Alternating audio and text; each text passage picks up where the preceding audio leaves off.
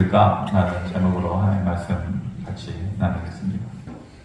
드라마 보면 우리가 흔히 듣는 대사들 있잖아요. 내 눈에 흙이 들어가기 전에는 절대로 용서 못한다, 허락 못한다, 그런 말들 자주 듣게 되고, 내가 보기 전에는 절대로 믿지 않는다, 이런 말들 자주 듣잖아요. 그래서 우리 그 속담에도 백문이 불여일견이다. 영어로 표현하면은 to see is to believe 이런 to see 보는 것이 to believe다 믿는 것이다. 보는 것이 믿는 것과 동일하다. 보면은 믿는다. 대부분의 사람들은 안 믿다가도 보면 믿어요. 눈에 보이니까 믿는 것이죠. 성경을 보면 의심이 많은 사람이 있었어요. 도마라고 하는 예수님의 제자 중 한 사람인데, 예수님께서 부활하셨다라는 소식을 듣고 자기들에게 찾아왔는데, 그때 마침 도마가 없었어요. 나는 못 믿겠다. 나는 안 봤으니까 못 믿겠다. 보통 사람들의 자세가 그런 겁니다. 안 보면 못 믿겠다.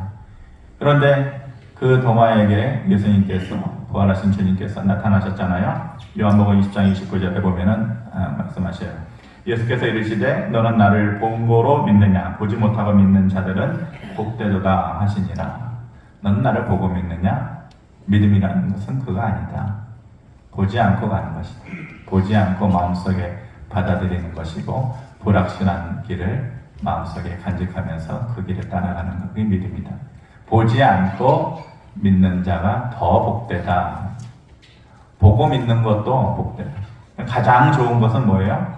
보지 않고 믿는 자, 그 길을 따르는 자, 그게 가장 좋은 믿음이에요. 그런데 거기에 미치는 게 그게 쉬운 게 아니잖아요. 그거보다도 못하더라도 그 다음은 보고서 믿는 것이, 보지 않고 믿는 게 가장 좋고, 그 다음은 보고서 믿는 것. 가장 안 좋은 건 뭐예요? 봐도 못 믿는 것. 보았는데도 믿지 못하는 것. 의외로 그런 사람이 상당히 많다. 예수님 시대에 우리가 공간 이동, 시간 이동을 한다고 해봐요. 우리가 여기서 예배 드리는데 마치 영화에서처럼 여기 있는 사람들 몽땅 다 실어다가 2000년 전 시대로 데려가요. 그리고 예수님께서 기적을 베푸시는 그 장면을 보았다고 해요. 여러분들 다 믿으시겠어요? 그럼 여러분들 성경에 여러분들 이름이 다 나와야 돼요. 근데 성경에 보니까 그 수많은 기적을 그 당시에 사람들이 보았는데도 to see is to believe라고 했는데, 보는데도 믿지 않는 사람들이 훨씬 더 많았다는 거예요. 그러니까 보는데 믿는 것도 어렵다라는 거예요. 보지 않고 믿는 믿음이라는 것이 얼마나 더 대단한 믿음이겠어요. 오늘 본문이 그 배경으로 하고 있는데 54절에 보니까 예수님께서 고향에서 당신의 사역을 행하시는데, 고향 사람들 만난다라는 것이 설레고, 또 가는 사람은 가는 대로 설레고, 또 기다리고 보는 사람은 보는 대로 설레고, 야, 제가 전에는 저런 애가 아니었는데 이렇게 바뀌어서 왔네, 그런 재미가 있잖아요. 또 54절에 보니까 고향으로 돌아가셨단 말이에요. 그들을 회당에서 가르치시니 그들이 놀라 이르되 이 사람의 지혜와 이런 능력이 어디서 났느냐. 어디에서 가르치셨냐면 그들의 회당에서 가르치셨어요. 정통 유대인들의 회당에서 가르친 거예요. 정통 유대인들이라는 사람들은 하나님의 유일하신 존재에 대해서는 철저하게 믿어요. 그런데 뭘 믿지 않냐면은, 지금도 그렇지만은 예수 그리스도의 하나님 아들 되심을 믿지 않아요. 십자가 되심을 믿지 않고 그 구원을 믿지 않아요.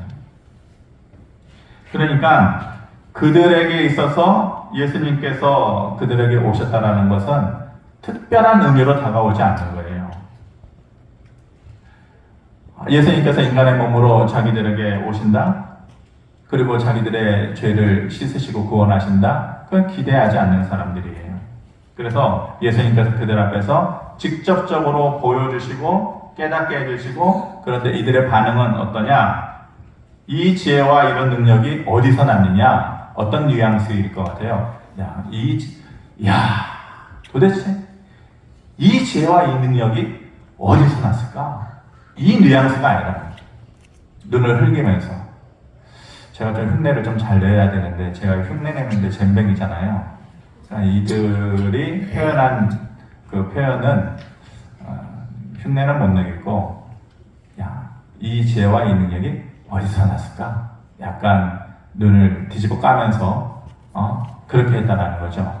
그러니까 예수님께서 보여주신 그 능력이라는 것이 놀라움이 아니고 반가움이 아니고 적대시하는 거 그리고 부정적인 마음을 가지는 것이 경계하는 그런 뉘앙스로 도대체 이게 어디서 왔어? 이런 식으로 얘기를 했다는 것이죠.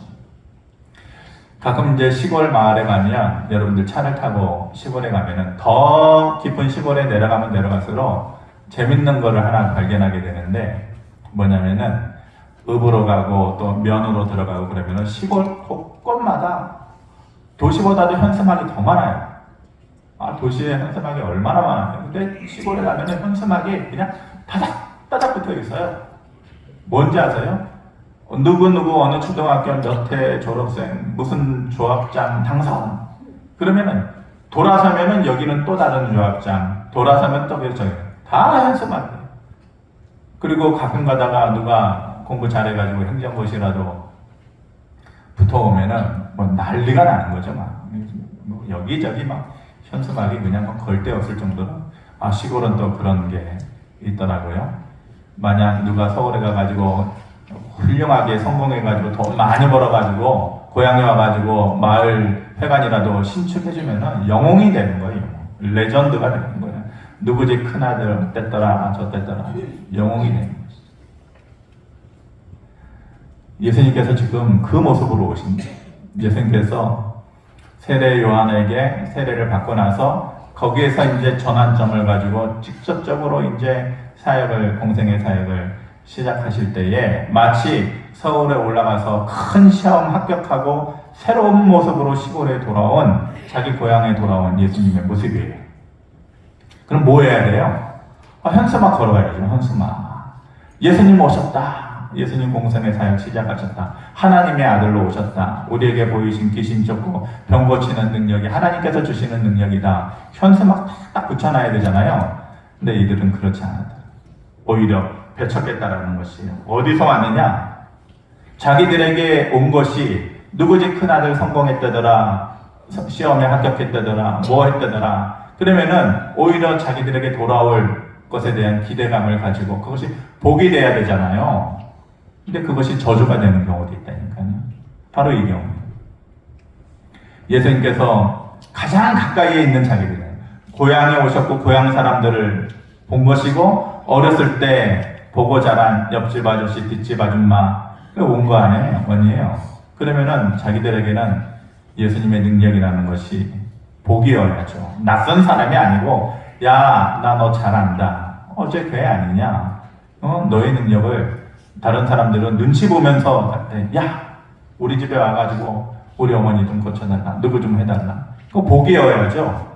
그런데 그들에게 저주가 된다. 오히려 그 예수님을 배척함으로 인해서 복이 되어야 되는데 저주의 길을 자기들이 걷고 있는 것이죠. 받아들이지 않아요. 왜 안 믿었을까? To see is to believe라고 했는데 보면은 믿는 것이 당연한 일인데 왜 눈앞에 보는데도 왜 안 믿었을까? 우리랑은 어땠을까? 우리랑은 그 당시에 가면은 봤으면 믿었을까? 도대체 안 믿는 심리가 뭘까? 무슨 이유 때문일까? 첫 번째는 그런 생각이 들어요. 자기 경험과 지식을 버리지 못했기 때문에. 자기 경험과 지식이라는 게 뭐예요? 딱 봤더니 예수예요. 예수네? 어렸을 때 우리 뒷집에서 놀았던 얌전한, 그때는 별 볼 일 없었던, 그냥 특별히 도드라지지 않는 예수네 온 거죠.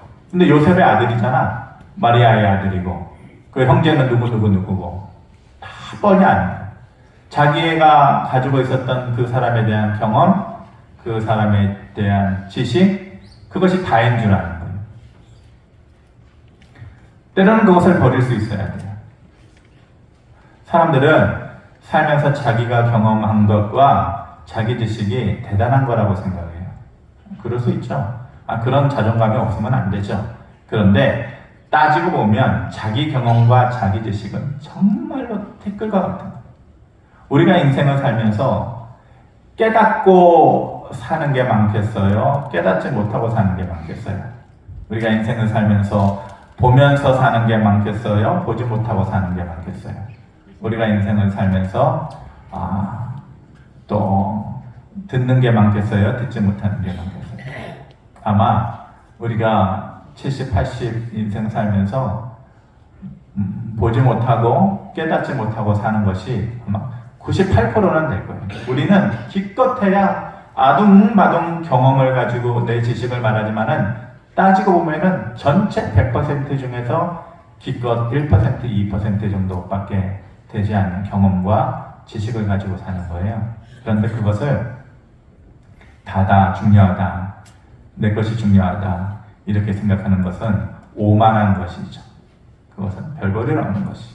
어제의 요셉, 어제의 마리아의 아들, 누구누구의 형제, 그게 중요하지 않아요. 그것이 어떤 새로움으로 내게 다가올지 그것에 대한 마음에 열려진 마음이 있어야 되는데 그렇지 못했다는 거예요. 마태복음 12장 24절에 보면은 그 당시에 사람들의 그 사소한 하찮은 경험과 지식에 대해서 얘기해요. 바리새인들은 듣고 이르되 이가 귀신의 왕 바알세볼을 힘입지 않고는 귀신을 쫓아내지 못하느니라.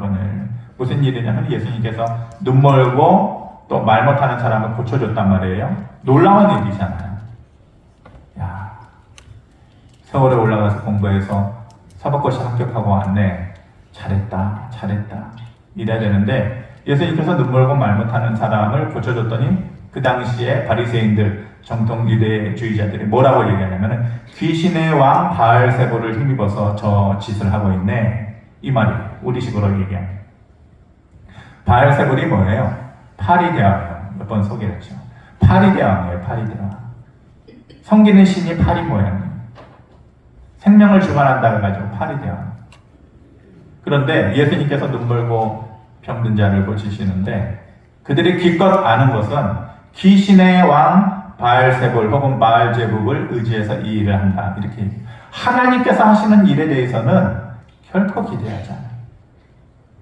예수 그리스도께서 하나님의 아들로 육신의 몸을 가지고 이 땅에 오신다라는 것을 말씀으로는 듣고 깨닫고 있지만은 그것이 내 일이 된다라는 기대하지 않아요. 그들이 가지고 있었던 하찮은 기존의 지식, 경험들 그것을 버리지 못하니까 내 눈앞에 있는 예수님을 깨닫지도 못하고 느끼지 못하고 두 번째로 왜 그들이 안 믿었을까, 못 믿었을까? 두 번째 이유는 보고서도 믿지 못했기 때문이죠. 우리가 잘 아는 대로 58절의 말씀 보면은 그들이 믿지 않음으로 말미암아 거기서 많은 능력을 행하지 아니하시니라. 반대가 돼야죠.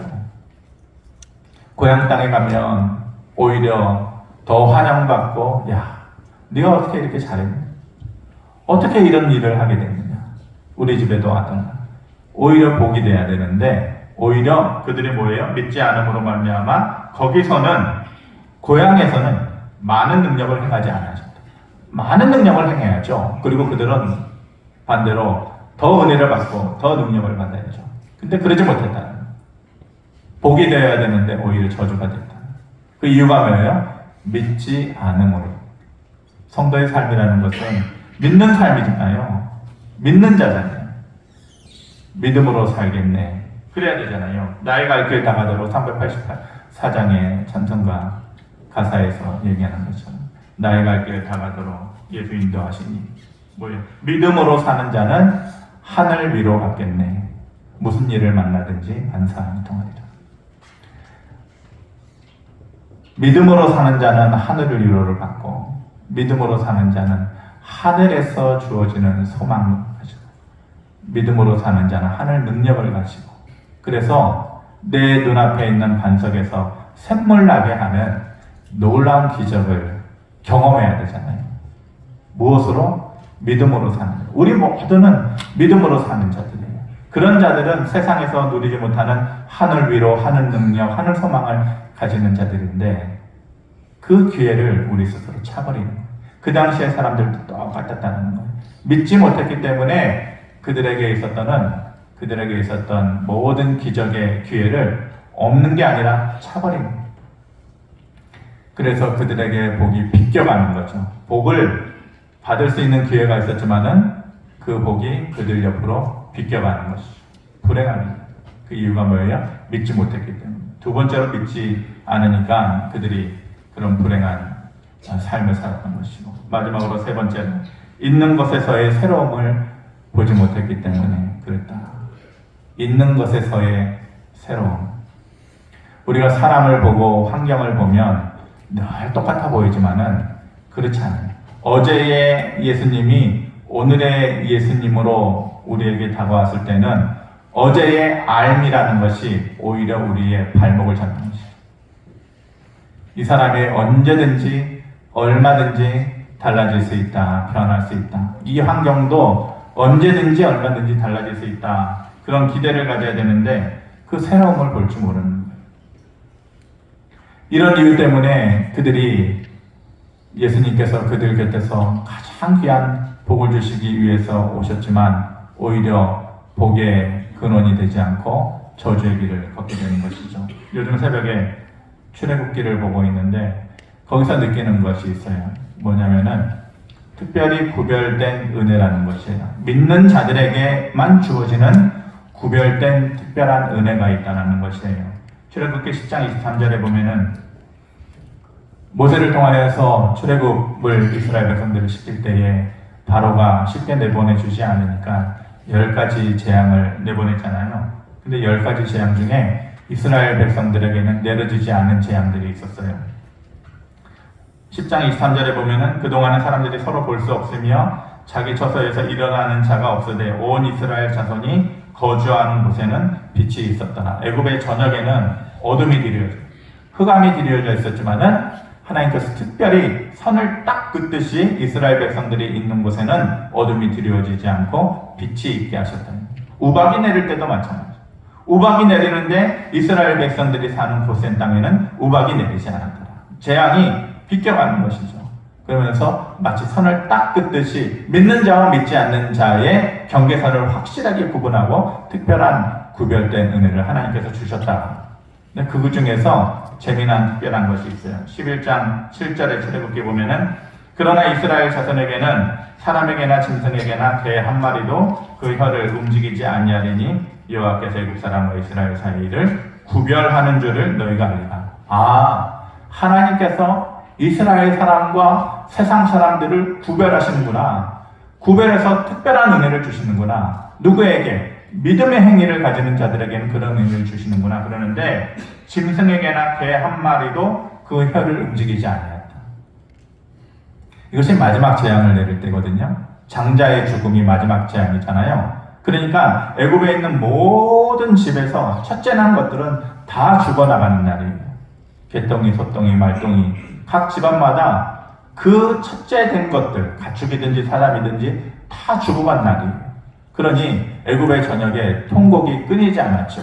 그러니까 여기저기서 서글픈 눈물 소리, 통곡하는 소리가 애굽 저녁에 시끄럽게 모든 집에서 다 들릴 텐데 유독 이스라엘 백성들이 사는 곳 그 집에서는 개 한 마리도 그 혀를 움직이지 않았다. 개는 민감해요. 냄새도 민감하고 소리도 민감해요. 우리 집 4층인데 주차장에서 차 소리가 나면 그때부터 짖어요. 다 주인이 오는구나. 걔는 가만히 있지는 못해요. 위험 요소가 있거나 두려움이 있거나 좋은 일이 있거나 그러면 컹컹 짖는 것이죠. 그런데 애굽의 저녁에 눈물이 있고 통곡하는 있고 슬픔이 있어서 큰 소리로 사람들이 울 때에 이스라엘 백성들이 사는 그 집, 그 지역에는 개 한 마리도 그 혀를 움직이지 않았다. 이 말은 극단적으로 하나님께서 그들에게 평안을 주셨다. 완전히 선을 긋듯이 남들은 울 때에 이스라엘 백성들에게는 평안한 쉼을 주시고 평안을 주시는 것을 이렇게 표현한 거예요.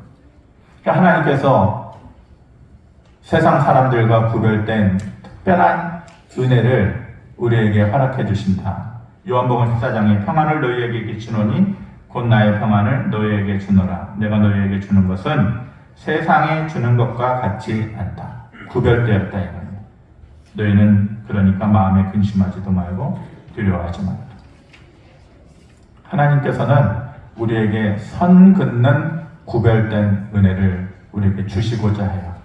그것을 위해서 예수 그리스도를 이 땅에 내려보내셨고 아끼는 마음으로 십자가에 못 박혀서 돌아가시게 하셨고 다시 부활케 하셨고 그 부활의 능력으로 너에게도 그 능력을 나눠줄게.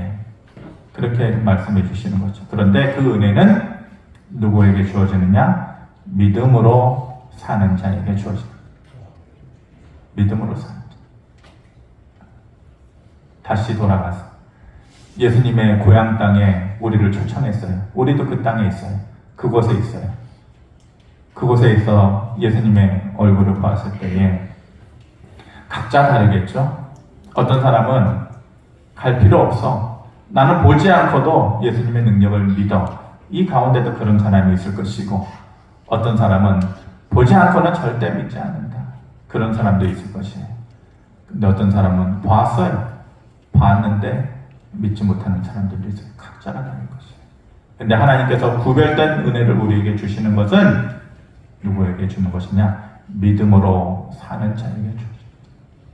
그 사실을 마음속에 받아들이고 깨닫는 자에게만 우리에게 주어지는 거예요. 예수님께서 이 땅에 오셨어요.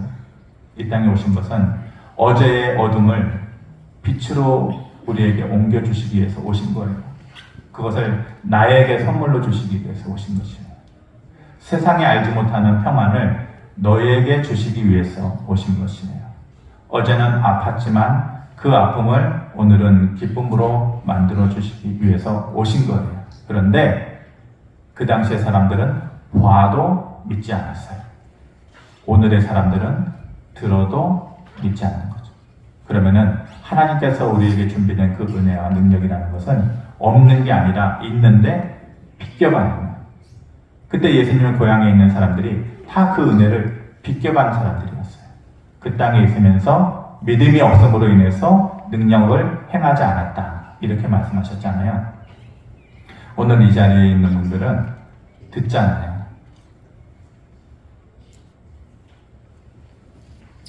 보고서 믿지 않는 자가 복의 기회를 차버리고 저주의 길을 간 것처럼 우리가 들었지만 그것을 믿지 않는다면 내 것이 될 수 없는.